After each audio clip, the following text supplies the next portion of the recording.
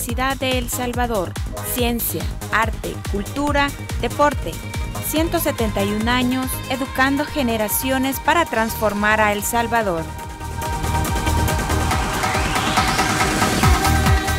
La Universidad de El Salvador cumple 171 años el próximo 16 de febrero. Felicitamos a todas las personas que han hecho posible la educación superior en nuestro país desde 1841.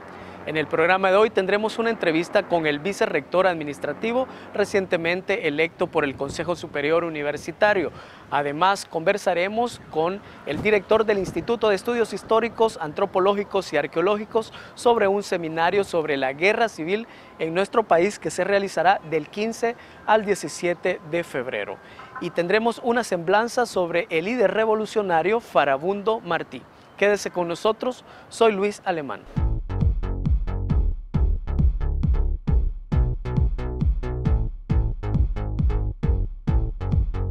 Hace 20 años, El Salvador cerró el capítulo de la Guerra Civil con la firma de los Acuerdos de Paz.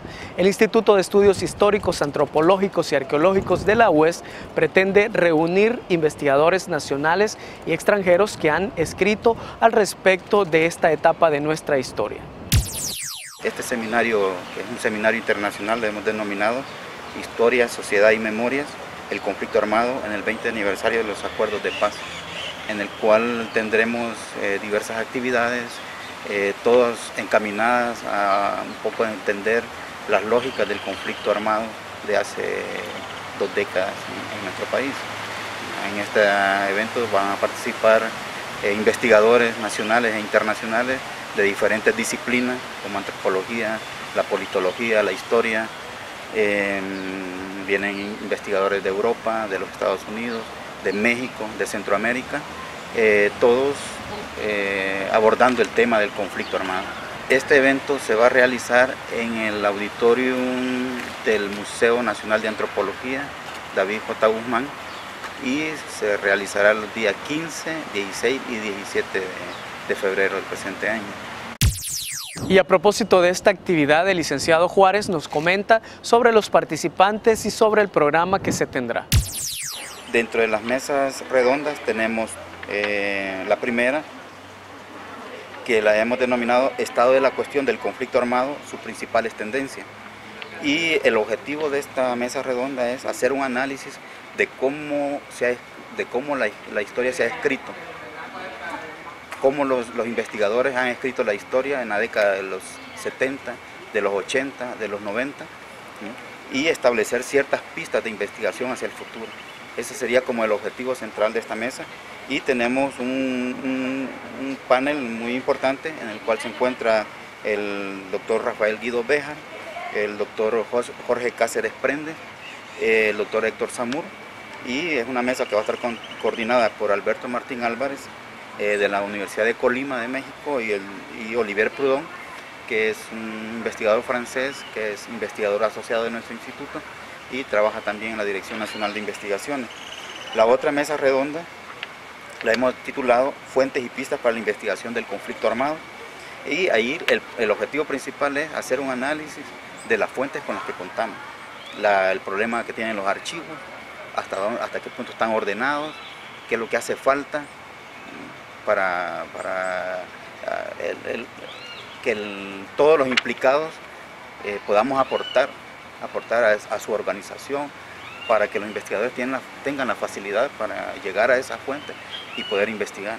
Ese es el objetivo, y aquí tenemos un grupo de panelistas también, como Claudia Ponce y Oscar Campos del Archivo General de la Nación, Carlos Enrique Consalvi del Museo de la Palabra y la Imagen, un representante del Fondo SIDAI de la UCA, que es un fondo muy importante de conflicto, que reúne fuentes fuentes primarias del conflicto muy importantes, de una organización que se llama Fundabril, que cuenta con un archivo muy importante, básicamente de las FPL, de la época del conflicto.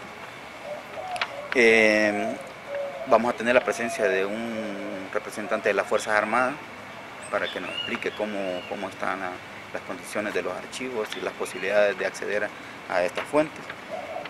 Tenemos una última mesa redonda que la hemos titulado Principales enfoques teóricos metodológicos para la investigación del conflicto armado. Y aquí el objetivo fundamental es establecer pistas sobre nuevos enfoques, hacer una revisión un poco de los temas que ya han sido abordados, la necesidad de volver a abordarlos con nuevos enfoques teóricos, metodológicos, o ver los lados poco estudiados de la historia y tratar de enfilarnos hacia esos temas con nuevos enfoques. Y hablando de la historia de nuestro país, más adelante les tendremos la semblanza del líder revolucionario Farabundo Martí. Ahora nos trasladamos hasta la Escuela de Artes de nuestra universidad para conocer de los talleres que han realizado los alumnos esta semana. Mi nombre es Gonzalo Vázquez, soy estudiante de la Escuela de Artes Plásticas de cuarto año y formo parte de un colectivo de ilustración que se llama ARCA, que todos son integrantes de la Escuela de Artes. Entonces, este proyecto comienza con una inquietud de querer difundir el gusto y el respeto por el arte de la ilustración, que es un arte aplicada, ¿verdad? Una rama del diseño y del arte que se ocupa de manera específica, ¿verdad? Para comunicar. Entonces, pues vimos que en el país existe un desconocimiento y por lo tanto un irrespeto por parte de las empresas o del medio, el público en general, así que pues queríamos difundirlo, ¿verdad? Para que esto se diera a conocer. Es bastante importante que nos estemos formando en cosas que nos interesan y no solo que nos quedemos con lo que nos enseñan, ¿verdad? O con lo que nos han dicho en el colegio o incluso en la universidad, sino que constantemente nos estemos actualizando, buscando información nueva, porque en este caso estamos dando un taller de ilustración digital, que eso fue también lo que originó la necesidad de este taller, que hasta el momento solo habíamos visto técnicas tradicionales, pero el hecho de ocupar una computadora de manera profesional para lograr resultados que pueden competir a nivel mundial y que de hecho pasa, o sea, muchos de los compañeros, nosotros y otros que han estado en el taller, o sea, ya están, digamos, en ese nivel profesional, distribuyendo su trabajo alrededor del mundo. Entonces, brindar esa herramienta, la tecnología, es lo que nos permite dar ese paso, ¿verdad? Y entrar a un mercado global. Entonces es bien importante eso y para la población en general también. De hecho, somos el único taller de ilustración que se está dando en una universidad, ¿verdad? Que bueno, la técnica empleada es la porcelana en frío. Es una técnica que con materiales muy baratos, económicos y accesibles para la mayoría de la población pueden ser empleados para modelar y crear figuras casi de carácter profesional. Este taller lo empezamos a impartir como parte de un colectivo, del colectivo Indie, en conjunto con la Asociación de la Escuela de Artes, AES Artes. Entonces, en este taller se muestra cómo hacer la masa y se dan ciertos consejos, técnicas y diferente información acerca de cómo modelar. Cada alumno o cada participante de este taller pues está libre albedrío con su creatividad, diseña su propio personaje si quiere reproducir, ya que la mayoría son de primeros años. Entonces, si ellos buscan reproducir una figura ya existente, algún personaje de alguna película, etc., están libres de reproducirla y bueno, se les muestra el proceso creativo, cómo ir creando cada una de las piezas hasta el acabado final. Esta pieza ya está acabada.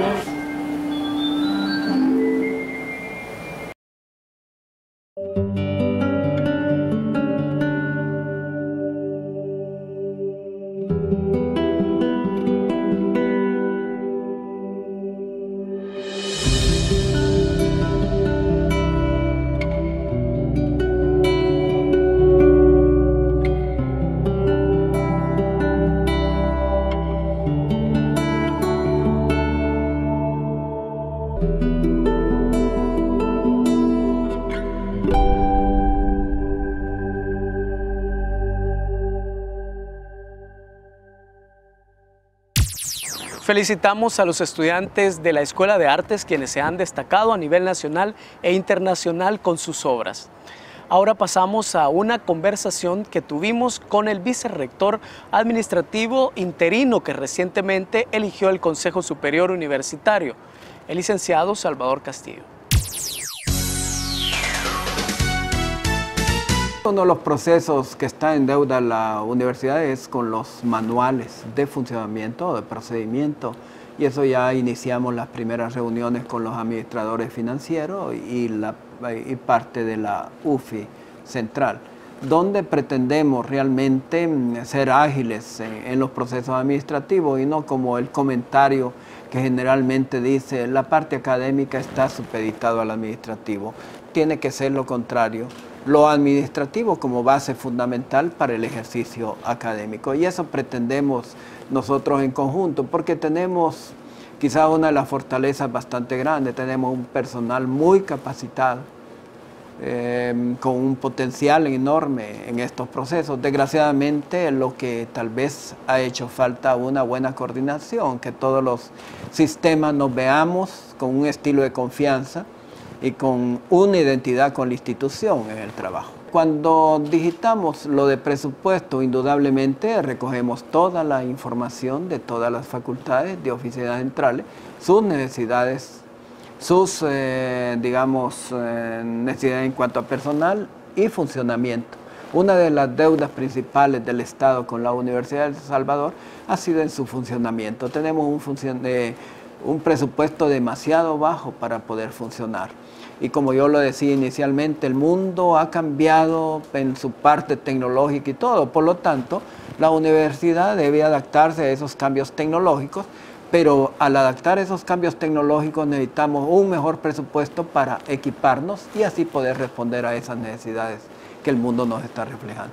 Sobre los planes que pretendemos desarrollar para mejorar lo del presupuesto, y eso en las pláticas que hemos tenido con el gobierno, se ha hablado que si la universidad presenta proyectos factibles que tengan un factor social bastante grande en el pueblo, podría tener un apoyo, a pesar de que el gobierno está pasando dificultades económicas bastante grandes, pero en las pláticas que hemos tenido dice el gobierno podrá prestar tanto a FOSEP como a otras instituciones que siempre han respondido al llamado así de proyectos importantes, indudablemente la universidad ser beneficiaria con este tipo de proyectos. La universidad tiene una fuerte capacidad, no solo en la parte técnica, sino en la parte social, que es de la gran importancia y de las deudas que se podría decir tiene el gobierno con el pueblo.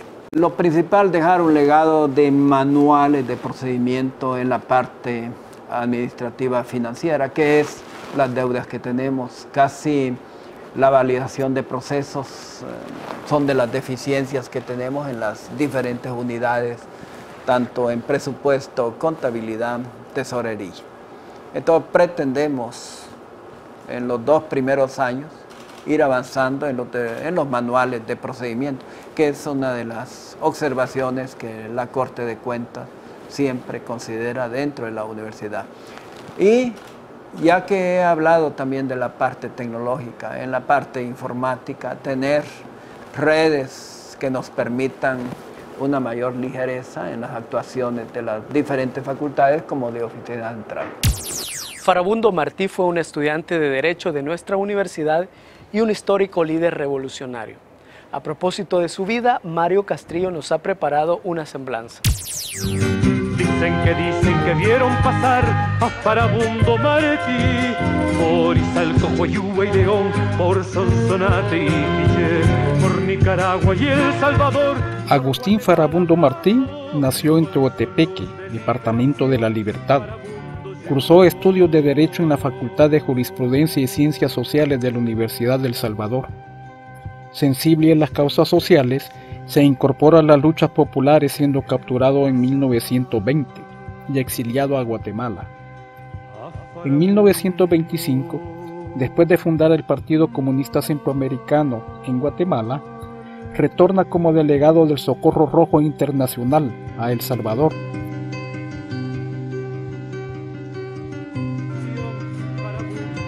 Farabundo Martí viajó a Estados Unidos en 1928, donde se unió a la Liga Antiimperialista de las Américas, que lo envía como representante a Nicaragua, donde desempeñó las funciones de secretario de Augusto César Sandino. A Farabundo Martí.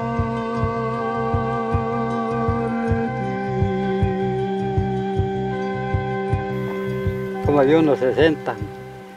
Era algo pechito, de bigotillo.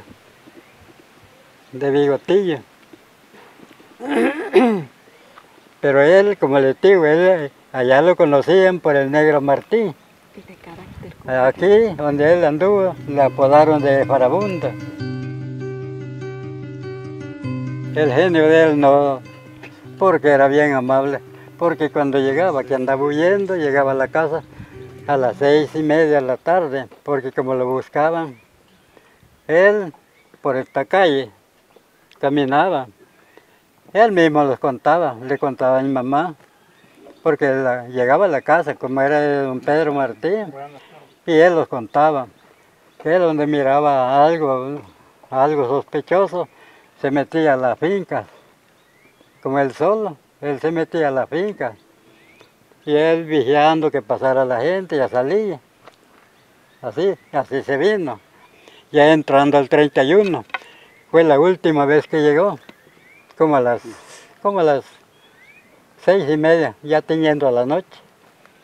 Era buena gente, porque para nosotros, él sabía que éramos pequeños, y lo llevaba a cositas de golosina, ¿verdad? Martí fue dirigente del Partido Comunista Salvadoreño en los años 30 del siglo pasado, hasta ser capturado junto a Mario Zapata y Alfonso Luna por Osmín Aguirre y Salina, y fusilado por las tropas del general Maximiliano Hernández Martínez en 1932, en el marco de una insurrección indígena y campesina en el occidente del país. 30.000 los que cayeron, obreros y campesinos, ninguno de ellos ha muerto y volverá. Bueno, Farabundo Martí representa el discurso fundacional de la historia de la izquierda política en El Salvador.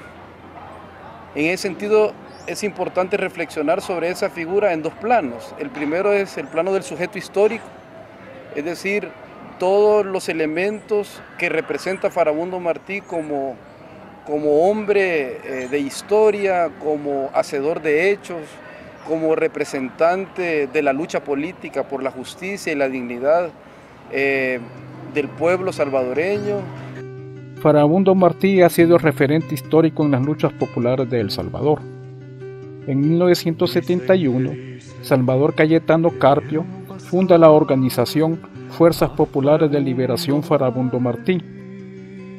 10 años después, surge la radio Farabundo Martí, y en 1979, el Frente Farabundo Martí para la Liberación Nacional, que aglutina a 5 organizaciones: el Partido Comunista, Resistencia Nacional, Ejército Revolucionario del Pueblo, Fuerzas Populares de Liberación y el Partido Revolucionario de los Trabajadores Centroamericanos, y libra una lucha heroica por las libertades democráticas hasta que se firman los acuerdos de paz en 1992. Posteriormente, el FMLN se incorpora a la lucha parlamentaria. Ahora, como representante del discurso de la izquierda moderna, también eso ya tiene que ver con la construcción de la figura de Farabundo Martí desde el planteamiento político ideológico.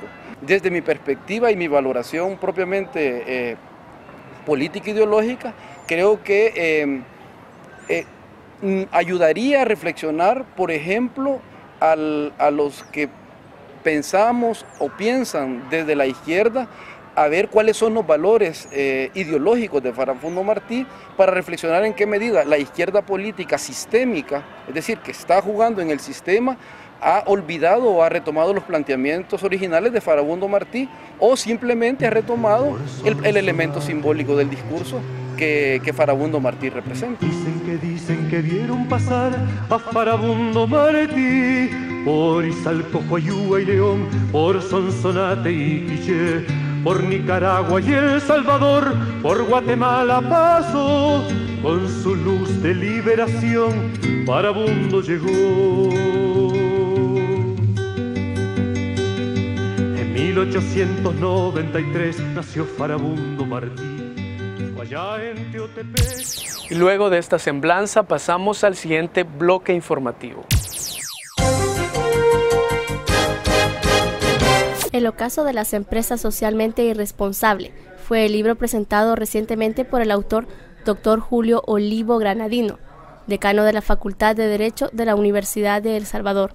El libro aborda una serie de elementos, aborda toda la filosofía de la responsabilidad social empresarial, cómo la empresa debe tomar en cuenta, por ejemplo, a lo que se ha denominado stakeholder, o lo que serían los grupos de interés, para que la empresa pueda seguir la marcha o el rumbo correcto, si quiere, del desarrollo social sostenible en el modo de producción capitalista. La obra se presentó en el marco del 20 aniversario de la firma de los Acuerdos de Paz y plantea propuestas teóricas, filosóficas, para volver a las empresas socialmente responsables dentro del modo de producción capitalista. El aporte es primero muy significativo porque no hay literatura sobre el tema en El Salvador.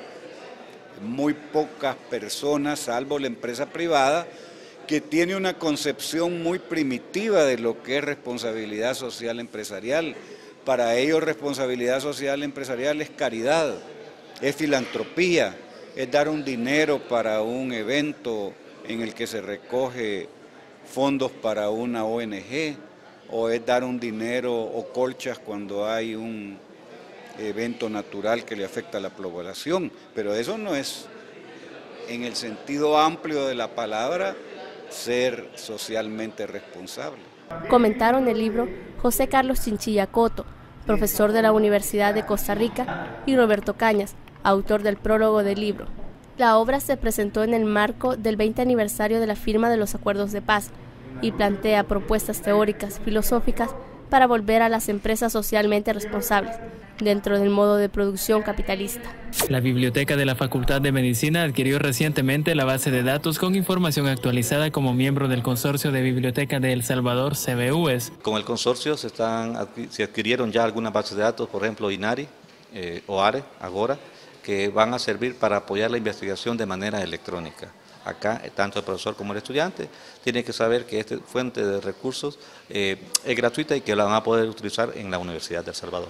Para facilitar el acceso a los recursos bibliográficos electrónicos, la facultad ha programado una serie de capacitaciones en el uso y manejo de las tecnologías de la información para docentes de la facultad. Y me parece que es una información muy valiosa e interesante desde la cual podemos accesar hacia información científica reciente y podríamos también facilitarnos el trabajo de docente, involucrando también a los alumnos a accesar a algunos sitios interesantes que hemos visto este día. Las bases de datos se adquirieron como parte del proyecto del Consorcio de Bibliotecas Universitarias de El Salvador, CBUES, que financia la cooperación española y se ejecuta con apoyo de la Universidad de Barcelona, España. El proyecto del consorcio son 3 años, ya este es el segundo año. Quiere decir que el próximo año hay que hacer uso de todas las fuentes de información que van a estar disponibles porque tenemos el apoyo económico, técnico y económico.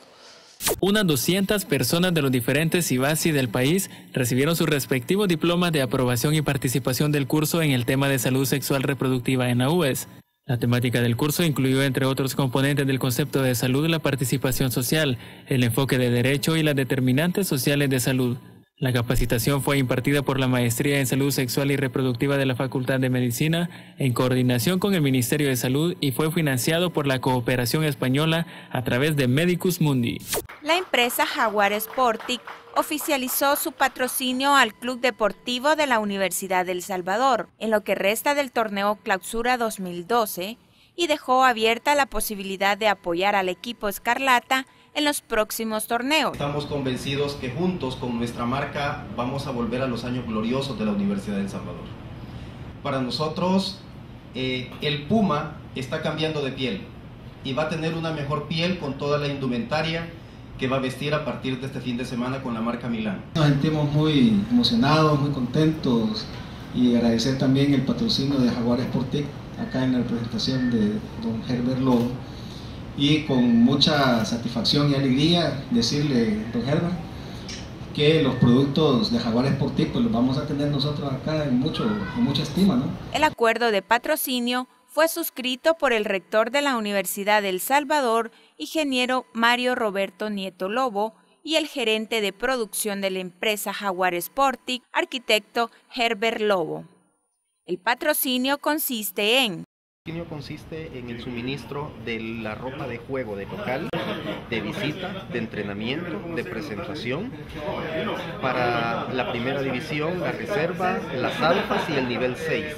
Bueno, para nosotros como Junta Directiva del CDUES es la ocasión de un reconocimiento por parte de una firma que se ha destacado por patrocinar equipos en la primera división, como es Jaguar Sporting, y tenerlo como aliado ya dentro del esquema y proyecto del equipo deportivo nos parece algo realmente positivo, sobre todo por la calidad del uniforme que ha manifestado siempre durante muchos años Jaguar Sporting, y segundo también por la facilidad que le va a dar a los estudiantes de la universidad el tener tiendas accesibles en las cuales ellos poder adquirir la camiseta oficial del equipo. Jaguar Sporting pondrá a la venta las camisas del Club Deportivo UES en las tiendas de la empresa ubicadas en distintos puntos de San Salvador.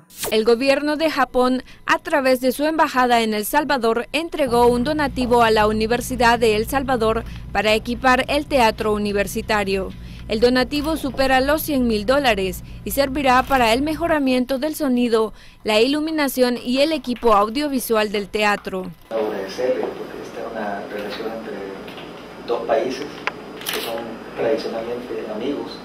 Japón y El Salvador han sido muy amigos y esto viene también a significar la oportunidad para el desarrollo de educación superior en el país. Y nos alegra mucho que sea precisamente uno de los países con mayor tradición de cultura en el mundo.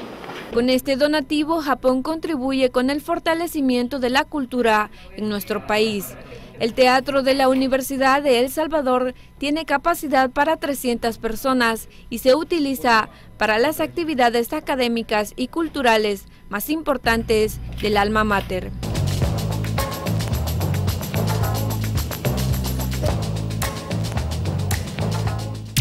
Finalizamos la emisión de hoy invitándole a participar de las actividades que se realizarán esta semana en la Universidad de El Salvador a propósito de la conmemoración de los 171 años de vida universitaria en nuestro país.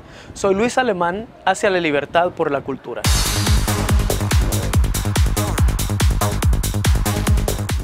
Universidad de El Salvador, ciencia, arte, cultura, deporte. 171 años educando generaciones para transformar a El Salvador.